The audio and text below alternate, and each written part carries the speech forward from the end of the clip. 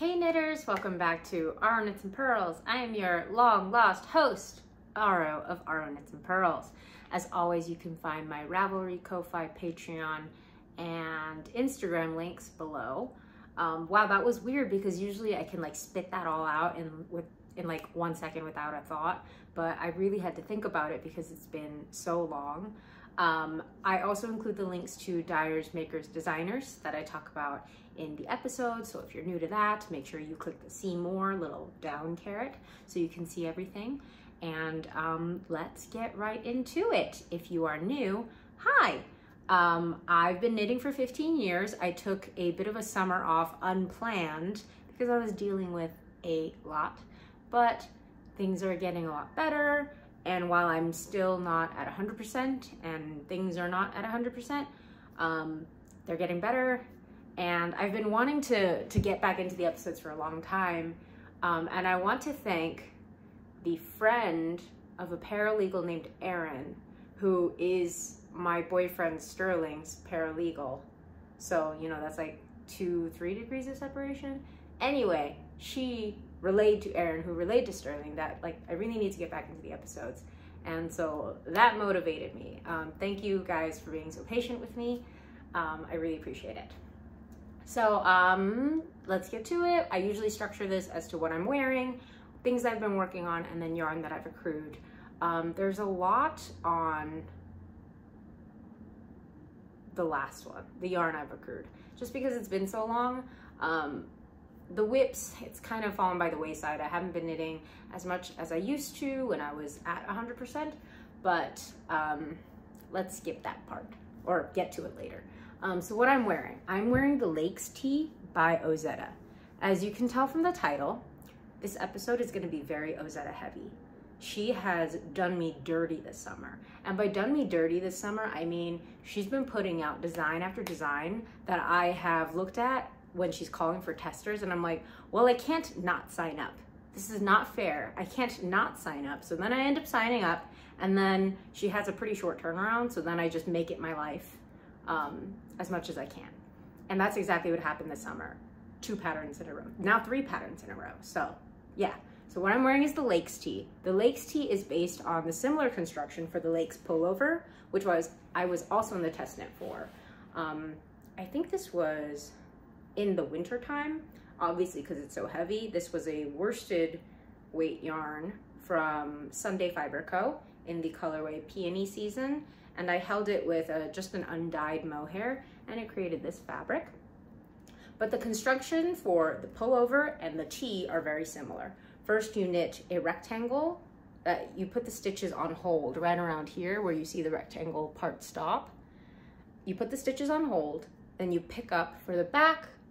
You work the back flat on both sides after you've done 2 rectangles, of course, because you have 2 shoulders. I think that's, yeah, 2 shoulders for everybody, right? So yeah, you knit the back and then you pick up for the front, and then you do this beautiful little neck shaping right there. And then you eventually pick up for the sleeves, you work the body together. It's very fun, it's unique, and it creates an amazing silhouette. Like, I love this. Let me give you the back side. Yeah, it's so good. It's a simple construction, but it's not one that you would intuitively think of. And that's, I think, Ozetta's magic. She doesn't make it impossible for beginner knitters, but she creates such timeless designs. And if you've ever looked at her profile and her pictures, you'll see that she goes for very classy, subdued looks. Especially with her silhouettes, but that doesn't mean you can't go fun with the colors, like my pink one. The yarn that I used for this, first off, I'm in love with the drape of this yarn and also the content, because it's summer in the Western Hemisphere, Northern Hemisphere, whatever. It's summer where I am in Utah, and it's been a very hot one, very hot. So I have really been gravitating towards summer fibers because my hands cannot handle it at all. So I used Knitting for Olive Cotton Merino. I don't have an unused ball of the blue color, but I do have unused balls of this pink. So this is Knitting for Olive. It is 70% organic cotton. Let's double check. 70% organic cotton, 30% merino, and it's traceable.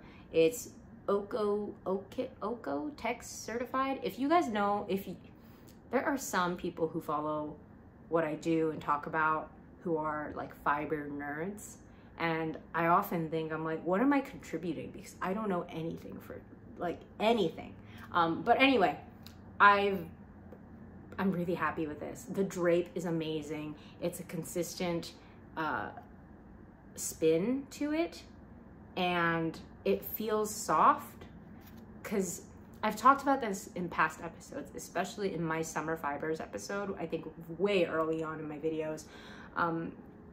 But I usually can't work with cotton yarn because I feel like it dries out my hands, if that makes sense. Like usually it has a texture that I think of as really uncomfortable for me.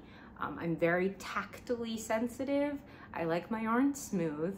I will talk more about that actually in next episode, where I talk about my Iceland yarns, and you can see some poking behind there as a sneak preview. If for those eagle-eyed people who always like comment and ask me like random questions about like, what's that purple yarn behind you? That purple yarn behind me, by the way, is the Wandering Flock I've talked about in previous episodes. Anyway, so yeah, knitting for Olive, this colorway is soft aqua, and I would say it's pretty accurate. Like, when I think of aqua, I think of like a turquoise color leaning more towards green, but this is definitely leaning more towards sky blue with a tinge, I think, of mint, which is pretty subtle in my opinion. I'm not normally a blue person myself, but this color I feel like is classy enough that it works for me, and it doesn't, I'm just not gravitated towards blue. I don't really like cool colors, but this one I feel like has a warm enough tint with the minty green that it works for my preferences. But yeah, so you'll see that I got this pink yarn in the same base, so that's how you know I like it. That's how you know I like it, when I get multiple. And I will talk about this more later because it's for another project. Anyway, the Lakes Tee by Ozetta. I cannot get over how good it is. I wear her designs all the time, especially the tees I've knit up in summer fibers, because even though it's the summer and it's hot, I've found that the tees I've made with Ozetta, like, it's just really easy to wear, and I don't feel like dyeing. And it still lets me wear my hand knits, because I really, really love wearing my hand knits. I don't treat them like super precious things that only come out for special occasions. I want to wear them all the time. So this is definitely one that I highly recommend. The construction's fun. It's not impossible. It's actually quite approachable even for beginners, so long as you feel comfortable picking up stitches and putting them on hold. That's it. And if you don't know what those terms mean, there are plenty of YouTube tutorials that are really helpful. And once you understand like the basic terminology of them, and picking up stitches is a little bit more challenging, but definitely not impossible even for newbies. Like, I highly recommend Ozetta patterns because it's good. They're good. They fit so good. But anyway, so that's the Lakes. Another Ozetta thing that I have been working on, like I said, it's been an Ozetta summer. This is the Earth Pullover by Ozetta, like I said. And I am completely in love with this. First off, the yarn combo is something I want to talk about. This is, well, if I could pull them closer. Come here, cone. I'm playing yarn right now. Okay. So the cone that I've got is this. This is a merino yarn that I got from Korea. If you look back at my older videos, there's a video where I went to Korea and I show off some of the yarn that I got, and this cone is one of them. I got it from Banul Story. That's a yarn store in Seoul. I'll put the description below as well as the link to their Instagram. I don't know that they ship abroad, but I got it in store. It is 100% merino, unspun? No, unplied. So it's a single ply. I normally don't work single ply, but I'm holding it double with, if I can pull it over here. No. I really should have prepared this sooner. I'm just trying to tug my yarn anyway. I can't, so here's what I'm going to show you. It's just a 75-25, 75% merino, 25% nylon, and this is from Olann Mills. I believe they've closed up shop, but the yarns still are available at various local yarn stores. Actually, when I went to Iceland, the Icelandic Hand Knit Society, I think is what it's called. It's the one in central Reykjavik. They actually had a very big supply of Olann, but it was single ply. I usually prefer this base just because it feels so smooth in my hand. And like I said before, I'm very sensitive about touch. But Olann, 75-25 is great. I will miss it. This is fingering weight.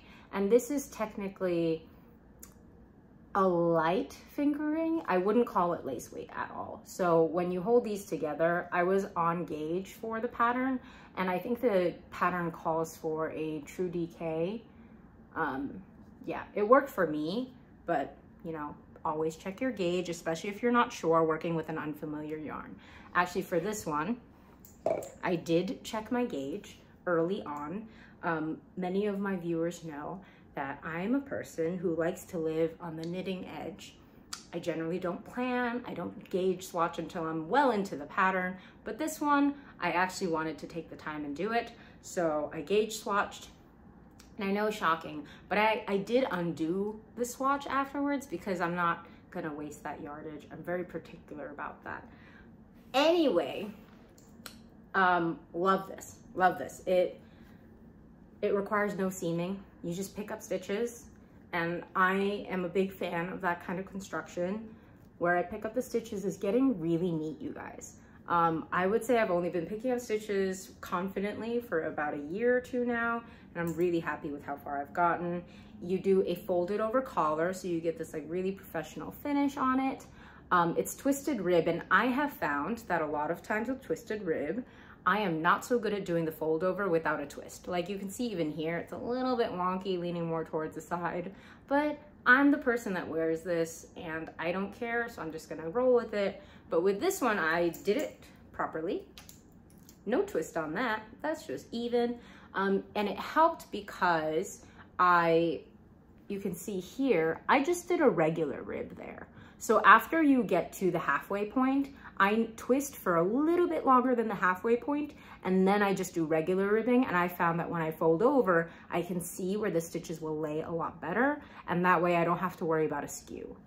It's a lot easier, I found, to do it this way, and it helps me just keep it straight. So yeah, this is the folded over hem, and you do a twisted rib on the bottom. I like that she called for a 3-inch rib because the thick rib is becoming a really popular design choice, and I love the way it looks because I love a twisted rib. It just looks so cute and nice. So I'm on the second sleeve. I finished the first. I took a little time on the sleeve because I kept going back and undoing it. Like I was almost finished several times, but then I would try it on and realize I didn't like it the way it was. So I picked up a lot fewer stitches than Ozetta calls for. I have found that Ozetta, I haven't met her, is quite a slender person and very angular in her shoulders and arms, and I am not. But so because she's more angular, smaller, and she has really great shoulder angle, anyway, because of those factors, she prefers a very loose arm sleeve. And on me, I don't think it looks as flattering. That's the one thing I would change about my Lakes pullover. I'm not totally happy with the yarn because I picked up as many stitches as she calls for, but in my opinion, it was too much for the kind of fit that I wanted. So I picked up a lot fewer stitches, but that meant because it was much narrower at the beginning, I couldn't do her decreases at the same rate. So what I did was I knit straight for a pretty substantial amount of time, I would say up until like a good 8 or 9 inches. Then I started decreasing. Every 5 rows I would do another decrease row, and that's what creates a tiny bit of shape. Like you could see the little tiny triangle forming here. So you get a pretty slow decrease rate just for a nice little rate. Yeah, I feel like Bob Ross talking about it. I don't know that it makes sense to you guys, but again, you got twisted rib, I love how crisp the stitches are with the fingering and merino held together. I love the complexity of the color because you have the speckles. The Olann yarn that I chose is naturally speckled all over, but then you have the merino yarn on the cone, which obviously has a lot of variegation between pink, blue, and purple. And I think just together, it created this gorgeous fabric. And I'm realizing the lights makes it a lot less true pink than it is in person. I feel like this is gonna be the kind of color that's difficult to photograph, but in person, it's just drop dead gorgeous. I am so in love with this. I have just a few more days to finish it, but I'm looking forward to getting finished object photos of it this weekend. So that's that.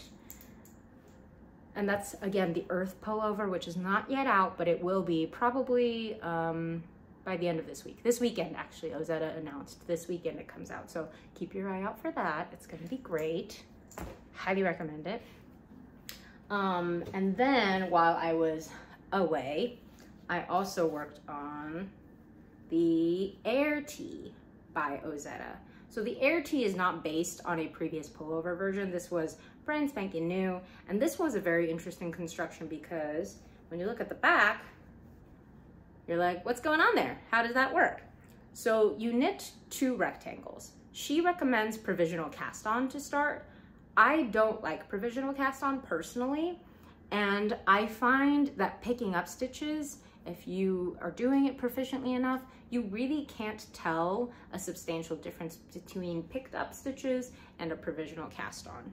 So here is it for me. Like obviously you can tell something, but to a casual viewer who doesn't know a lot of knitting, and I think a lot of knitters in general, you really wouldn't be able to tell the difference substantially.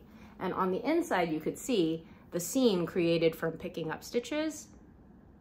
Ignore my little tails. But the seam created from picking up stitches is really like, it's not substantial and I don't notice it on my body or anything. It's just, it's more comfortable for me to do picking up than it is provisional. So that's what I chose to do. Again, you can choose to follow the pattern, or if you are more comfortable with certain techniques, you can choose to substitute your own. Generally speaking, I tend to substitute my own, just because I know what works for me. So the provisional cast on, you do the 2 rectangles, similar to the legs, except this is what forms your back. Once you finish past a certain point, you can see right around here, for me, then you pick up for the fronts, and then eventually you do the arms. And I really like this because when you work the back, you do these subtle, very subtle decreases to shape that back, arm, shoulder area, and it creates a very clean line. I love the way this fits. You also do it on the front.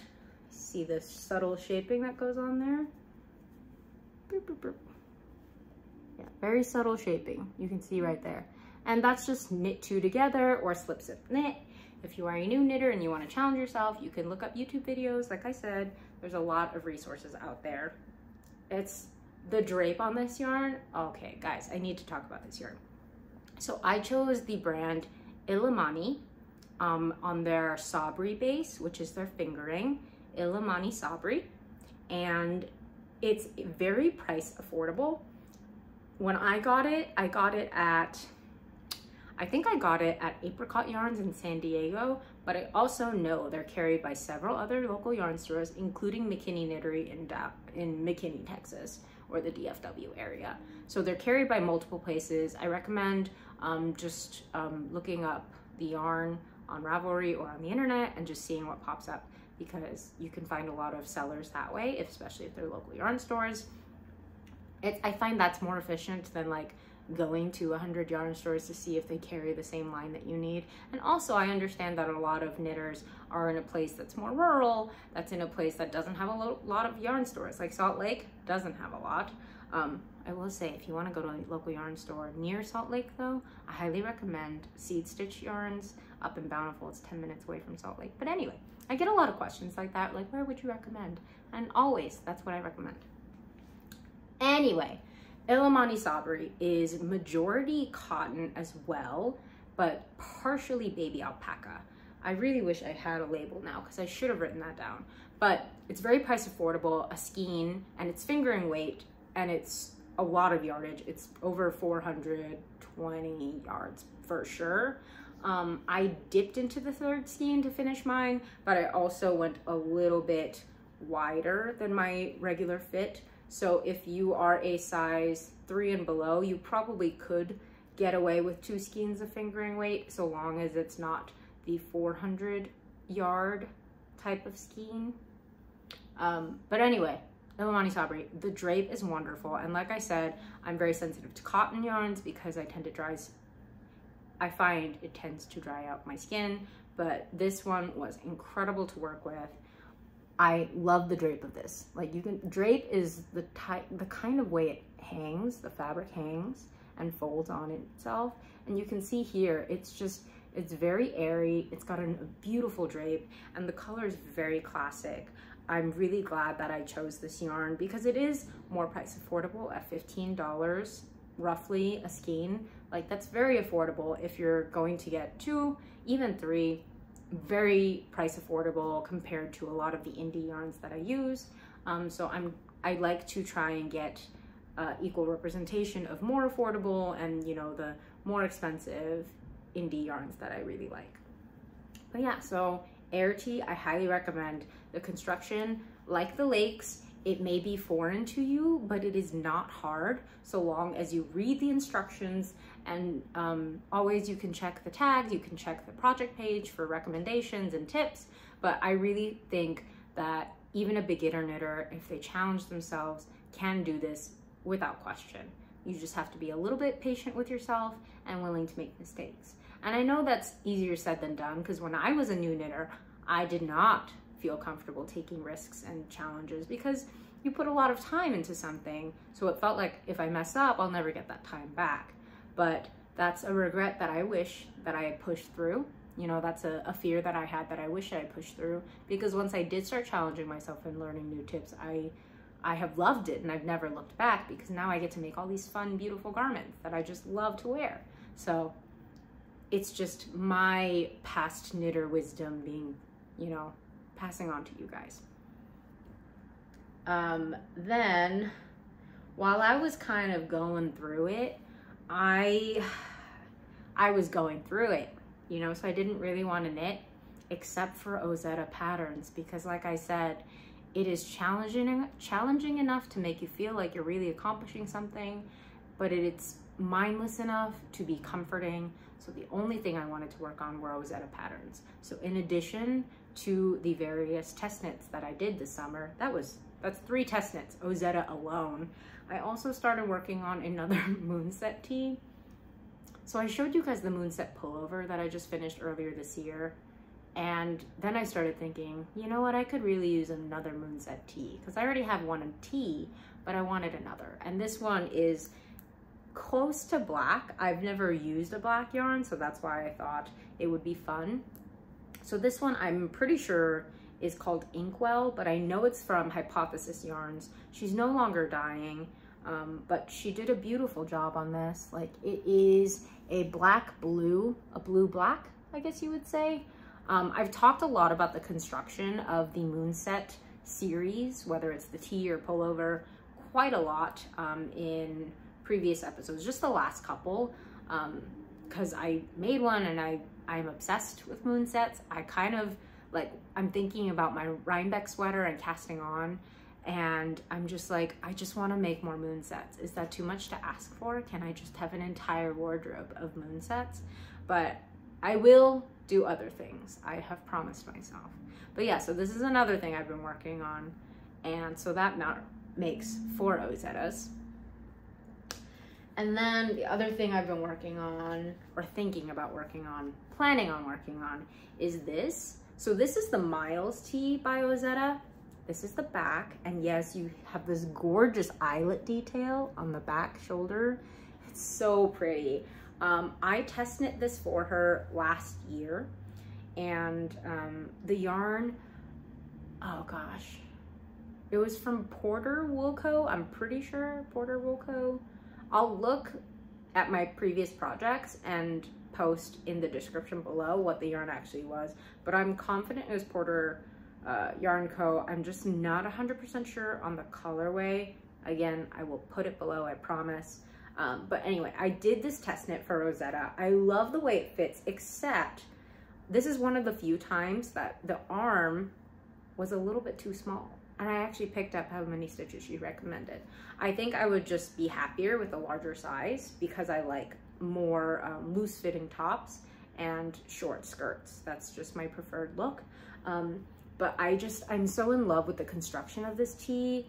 Other than the arms, it fits beautifully. I love the construction. It's fun to do and you get this gorgeous detail. But like I said, I wanted another one. Oh, and also another really fun thing about it, you get this curved hem. I totally forgot about this. You get this gorgeous curved hem, which makes it look really professional in my opinion. And it's just done with short rows. I did German, obviously, because German short rows are my jam. I do them all the time for everything. Even if another short row technique is called for, I'm like, nice suggestion. I will not be doing that, thank you. No disrespect to designers. It's just my preference, and I will keep doing it. Thank you. The Miles tee, like I said, I want a size bigger, and that's what I got this yarn for. After I knit this tee in this yarn, except in Soft Aqua, I got another sweater quantity of knitting for Olive, cotton merino, because I loved working with it so much that I'm now going to make a Miles tee in soft pink. Because now that I have something in blue, I'm like, well, my whole balance is thrown off because I'm not a blue person, I'm a pink person. So that's what this is for. But yeah, so that's all the Ozetta I've been working on. And like I said, it's a lot. That's why I named this episode Onslaught of Ozetta, because I felt like, honestly, I felt like every week I would see another post of hers and it was teasing a new design. And I was like, how dare she? I'm already in the middle of a test knit for her, or I'm already in the middle of a project of hers, her designs.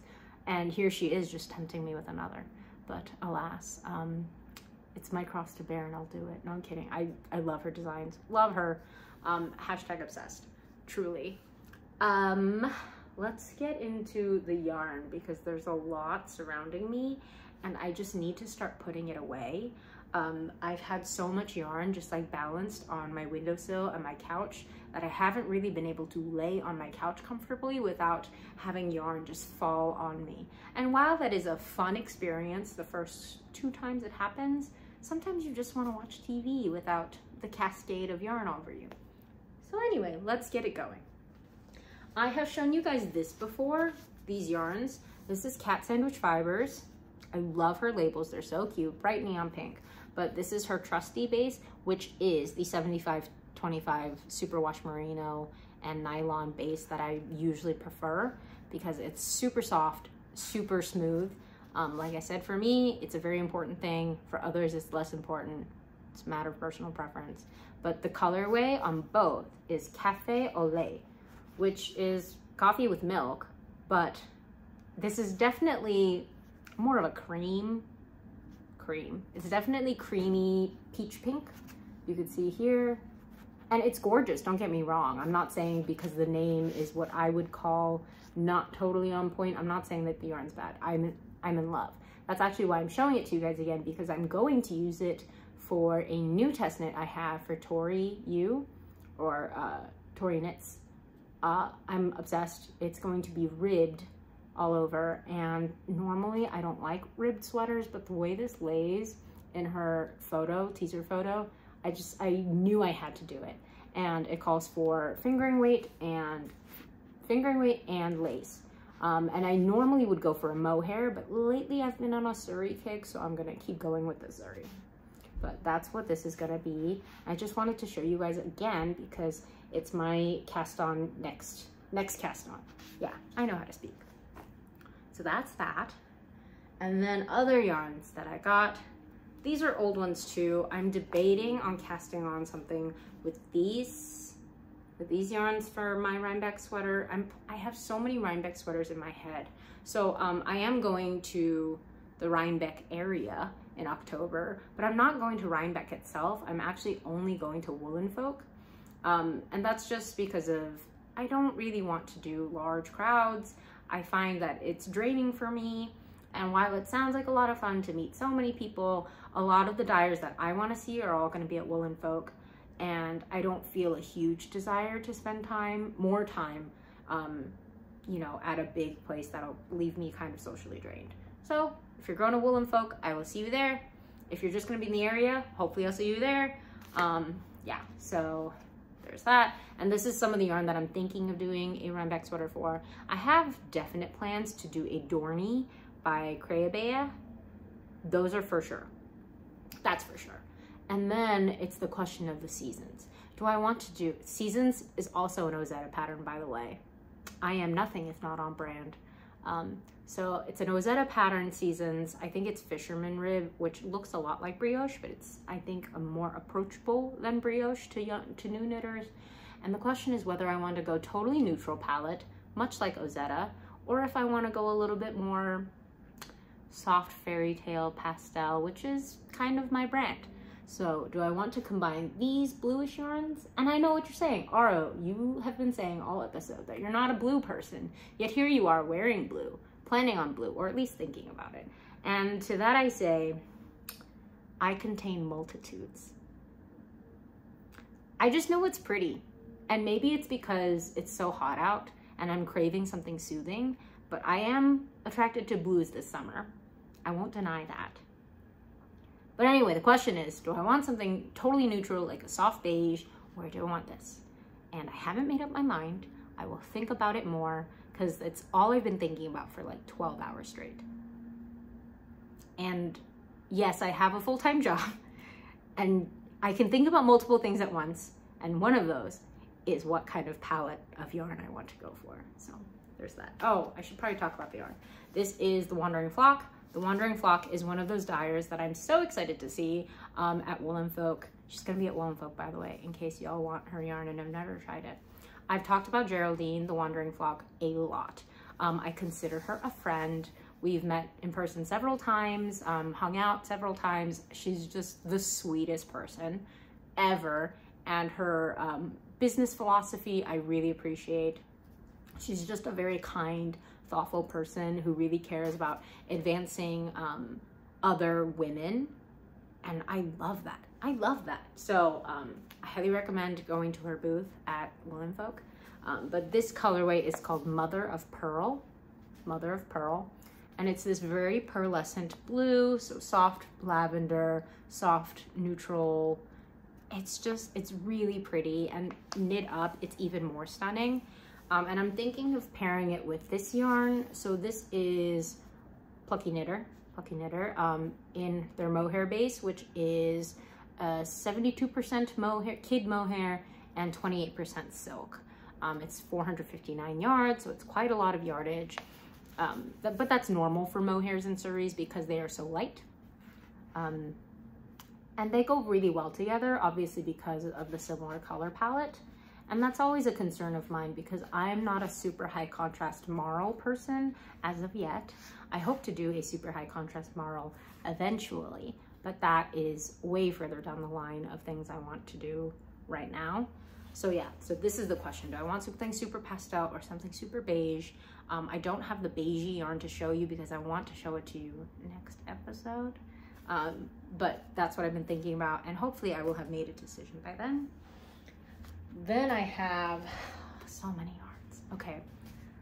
On a whim, I helped myself to Playful Day Yarns, just random sporadic update of this colorway, which is Wildflower Milk and Honey.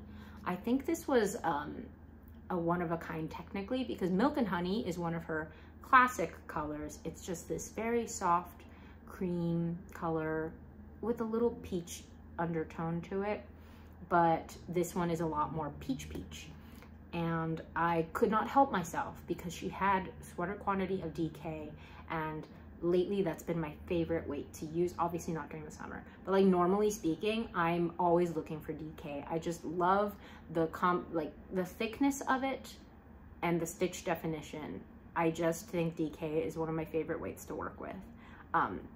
So yes, so I got this. It's 100% superwash merino. I have been trying to use more non-superwash, and I'll show you a little bit in a second. I have been trying to use more non-superwash for the environmental concerns, and a lot of people like have called me out very angrily on talking about not like 75-25 merino nylon, which is what I prefer, and they're like, how could you, like, don't you care about the environment? And I'm like, y'all, there's no such thing as ethical consumption in a capitalist nightmare. But anyway, Milk and Honey, Wildflower Milk and Honey by Playful Day. And she was really, really sweet.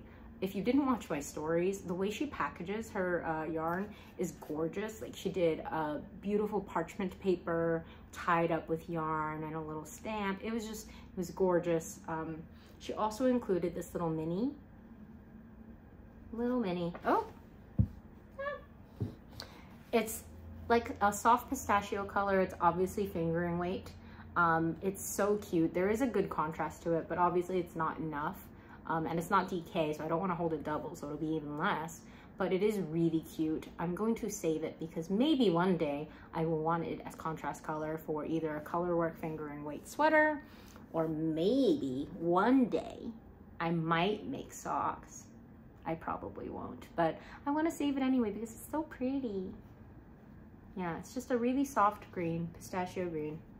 Big fan. So it's gonna live up here with my random scraps and minis. So Playful Day Yarns, her updates are a little bit hard to get because she's very popular, but if you guys want to give her a follow, I highly recommend it because her photos are just gorgeous. And oftentimes you can get, especially when she does pre-orders. So Playful Day Yarns, another designer whom I absolutely adore. That's that. I'm just gonna put it on the ground so it's not in the shot. And then there it is, Woolberry Fiber Co. I actually have a couple colors of Woolberry, and there's not enough words I can say about Bethany.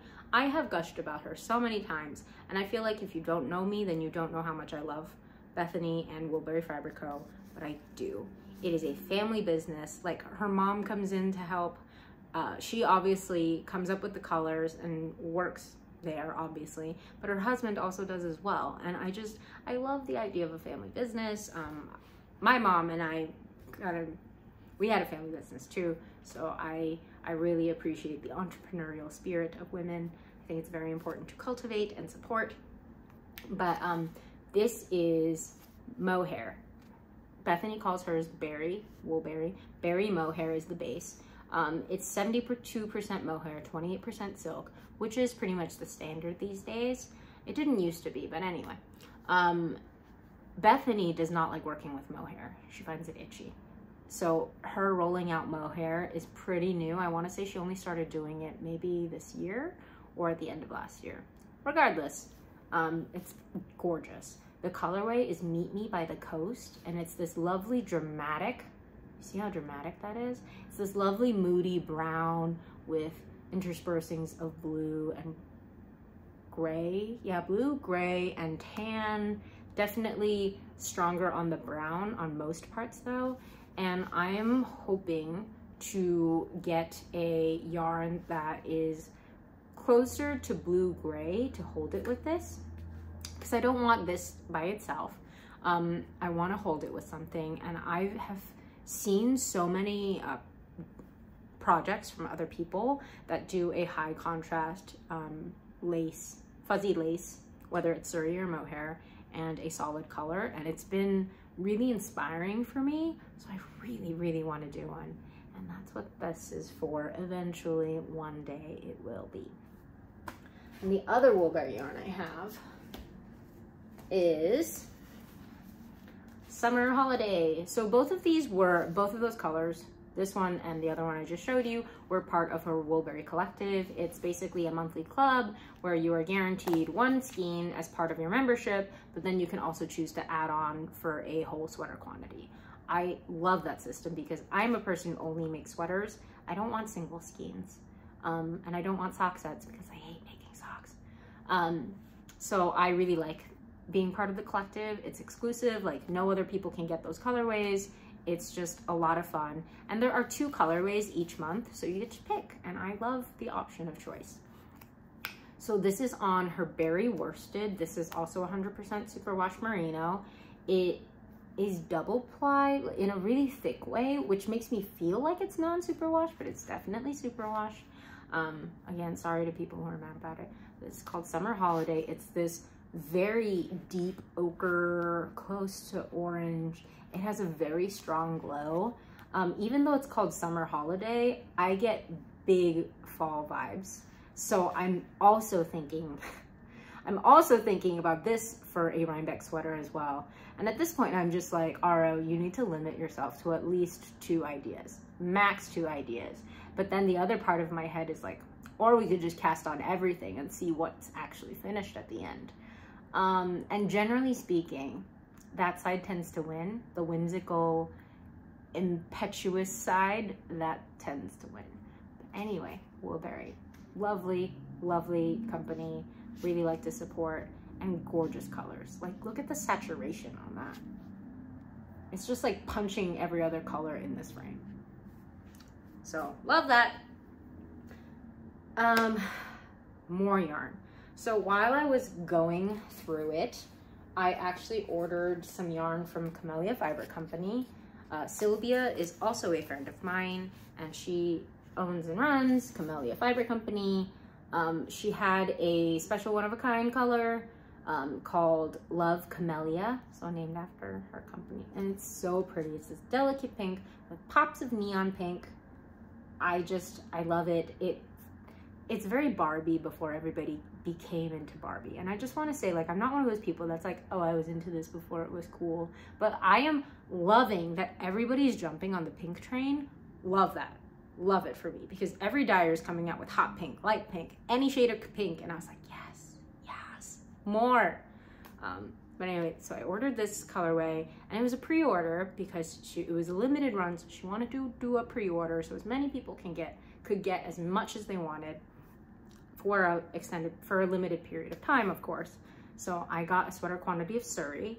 Oh, and if you're new to my channel, I never show like the entire amount of yarn that I get for a sweater, just because I can't hold 4 or 5 skeins at once, 3 if it's fingering. But anyway, I say that because I get a lot of questions from new knitters about like how much yardage they need, and it's really dependent on the size you're knitting, the weight you're knitting, the pattern, etc. So if you're wondering why I only ever hold 2, that's why.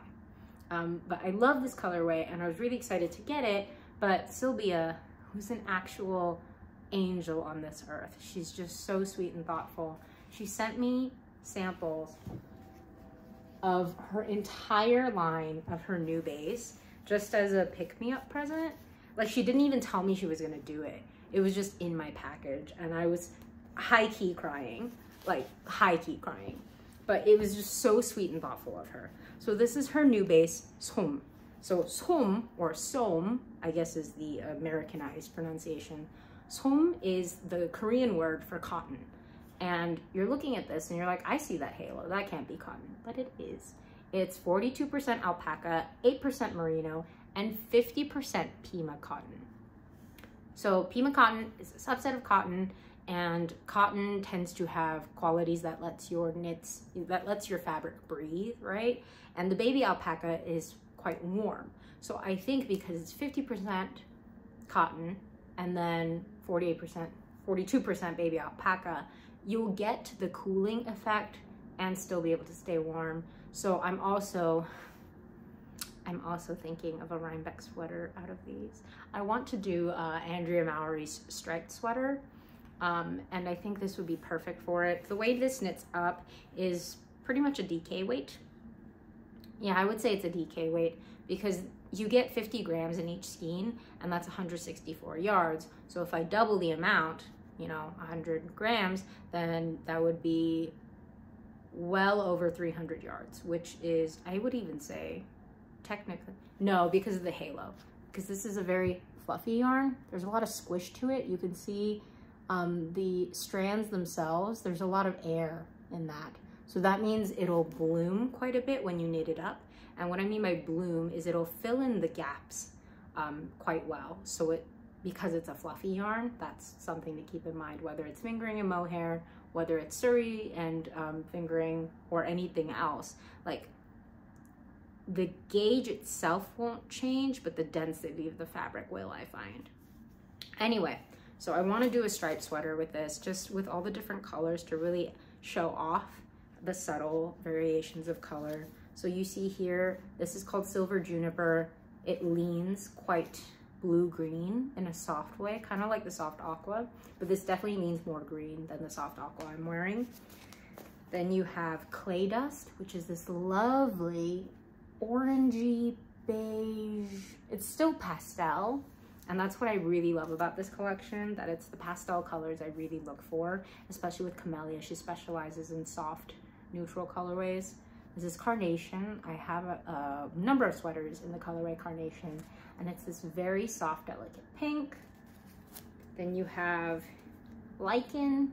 Lichen is a very pale, mossy yellow green. And when I say mossy yellow, I'm imagining the moss that I saw in Iceland, where it's like true lichen moss combination on a rock, and this is what I see. Then this is a classic blue. This is called Blue Poppy. Blue Poppy. You have, of course, Moonflower, which is her undyed. Moonflower is just a classic white, creamy white. And then you have this colorway, which is New York. It's this beautiful stone heather gray. And combined, I just, see, this is why I don't show you the entire sweater quantity, because I can't wrangle yarn. The entire collection, I'm in love with. The yarn base, I'm so excited about, and it's available, I think, still on her website for ordering. I just love her stuff, and like I said, Sylvia is such a sweet woman. She deserves every success. She will also be at Wool and Folk in October. So if you're able to go to upstate New York in October for the events that surround Rhinebeck, New York, I highly recommend it. You might see me there. Yes, so that's more yarn that I got. And then the last bit of yarn that I'll show you, this one I'm super excited about. So this was part of the National Parks update by Explorer Knits. So EKF, Explorer, is run by Allie of EKF. I adore Allie. She's another friend. She's so sweet. I visited her a couple times in Denver. We met up. She's just the sweetest. She and her team do such a great job, and it is hard to get her yarns because they sell like hotcakes. I highly recommend keeping an eye out for her pre-orders, because even though you wait quite a bit of time, because she gets so many orders, it's a way to ensure that you really get what you want. And I love participating in the pre-orders because it's worth the wait. Oftentimes for me, I'll forget about the pre-order until I get the shipping notification. And then it's like, oh wow, past RO got me a present. Isn't that nice? So this is her relatively new base. It was new, launched as part of the National Parks collection. This base is called Earthy DK, and it is 100% non-superwash. 100% non-superwash. And that's why the colors are a little bit more muted. This colorway is Bryce Canyon National Park, and that's part of why I'm so excited about this yarn. Bryce Canyon was the first weekend getaway that Sterling, my boyfriend, and I went on. And it was in the dead of winter. He does not like winter and cold, but we had a lot of fun, even hiking in the snow. It was snowing so much. But this colorway, that's why it means a lot to me. And I knew I wanted a sweater quantity in it, so I could knit another sweater. I could knit a sweater in the Bryce Canyon colorway. And then I want to go back to Bryce, maybe not in the dead of winter, but I want to go back to Bryce and wear it, and to commemorate like the really fun time that we had there together. So that's what this is. And I love it. It's this beautiful terracotta orange, red. Obviously there's like blue gray interspersed. There's tan. It's got a beautiful amount of depth. There's not enough words to describe how stunning it is in person.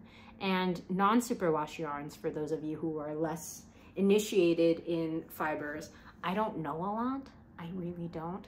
But non-superwash tends to pick up colors in a more muted way. Like the appeal of superwash for a lot of people other than the smooth consistency, which is what's important for me. For most people, it's the color saturation. With superwash, you get a much deeper color saturation, like a very strong, true tone. Whereas non-superwash, it's a lot more muted. And I think it really works for this, especially with variegated yarns, because as a garment knitter, if it's really saturated, the variegation is really hard to make cohesive in a fabric. So I find that for this kind of variegated yarn, the non-superwash really works. And I hope Ali uses more of the earthy DK base or the non-superwash bases in general, because her variegated colorways are stunning and I want to make a lot of garments in them. But like I said, I don't want to alternate skeins. I don't want to worry about pooling. And this is a really great way, I think, to get past that barrier. And then the last yarn I will show you is also EKF. And this is Cashmere Cavern Sock. So that's 80% superwash merino, 10% cashmere, 10% nylon. Fuzz in my eye. This colorway is Joshua Tree National Park.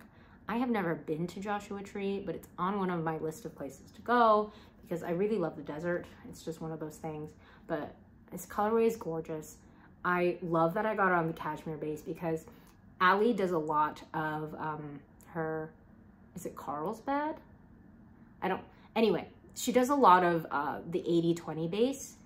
I personally hate the 80-20 base, and that's like my always hot take on yarn. A lot of people love it. It's really good for socks too because it's very durable, but it's the one with the very strong twist, and I hate it.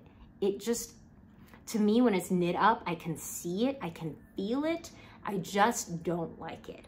And again, it's a matter of personal preference. A lot of people who like hear me talk about that are like, what is wrong with you? But anyway, like I said, it's personal preference. But I just love how smooth it is. And this is what I was talking about. Because it's majority superwash, there is a very big color saturation for the variegated. And for a garment, this will be tough to manage. That's why I'm holding it double with this. If I can rotate them to show you the labels. So this is Isager, I can't pronounce anything. So this is silk mohair. It's 75% mohair and 25% silk. So it's got a good amount of halo to it. I have never used this yarn actually, and my friend Megan, Kimchi & Co, is actually the one who got this for me at a local yarn store when she was visiting Portugal. So it's come a long way. But this pink and the pink here go really well together actually, and I think because this is such a neutral solid pink, that holding it double with this guy will really help balance out the colors and make them more cohesive, which is what the superwash or non-superwash one I just showed you, it will do naturally because of the fibers. But with this, mohair becomes kind of like a watercolor that you can change the color, the base color, the main color with, just by holding it double. And I find that it softens tones, so that's what this is gonna be for. Not to say that this isn't gorgeous by itself. There's a lot of people who will hold it single and I will think that's stunning. But for me personally, as a garment knitter, I want a softer all around color. And that's what this plan is for. And I'm just gonna take a couple minutes again. I know this is a long episode, but I had a lot to catch you guys up on. So I hope you've been patient with me. Most of everybody has. So I really appreciate it, but I just wanted to take a couple seconds to talk about things that are bringing me joy in the moment. And they are more things, but they represent a lot. So this is a little rabbit progress marker / stitch marker that my friend Megan got me. It's from Hickory Lane, as evident on the tag, but it's really precious and cute and springy, and it makes me happy to look at. And it's just a little rabbit looking up. I like to think he's looking at the moon. Just dropped it, it's fine. Another thing that's bringing me joy is this Hako. It comes in a beautiful box, and what this is paper incense. And it comes with a non-flammable felt base, but I'll show you the paper incense. So they have two kinds. This is the sleep one. So it's very strong in lavender and I want to say cedar notes. It's very androgynous smell, so you don't have to worry about it bothering anybody by being too flowery or anything. But it's these little leaf shapes, and there are various shapes, and you just burn it up, like you light it on fire on one end and leave it on the little felt pad that it comes with, and it'll burn. It'll be beautiful and it'll smell wonderful, and that's really bringing me a lot of peace these days. They actually also have a all black version as well. I love it. Even just like opening it like releases all the aroma, so it's really lovely. And then another thing bringing me joy is, so I had this glass gold accented container for a long time, but I finally put in the dried flowers that Sterling got me. And I've had them dried for a really long time, and I've just decided, like, why don't I see if they'll fit? And it is a perfect fit. Feels very Beauty and the Beast, except instead of being like eternal, whatever, it's beautiful and dried, and it's a great way to save my preserved flowers in something a little bit more secure, a little bit more safe than just hanging out in a vase or vase if you're nasty. But yeah, so this is something else that's bringing me joy. And all that to say, whether things are going your way or not, the way you plan them, the way you imagine them, the way you hope, things happen, and it's really important, I think it's really important to take time and assess what can or will make you happy, and little tiny moments, little tiny things, they can really help a lot. So make sure you take care of yourselves, the people around you. Thank you guys for being patient with me and sticking around for 56 minutes. Oh my God, if you have gotten this far. And I'm really glad that you guys are still willing to watch this episode. She says preemptively before she uploads it. But I hope to talk to you guys very, very soon. So yeah, okay, bye everybody.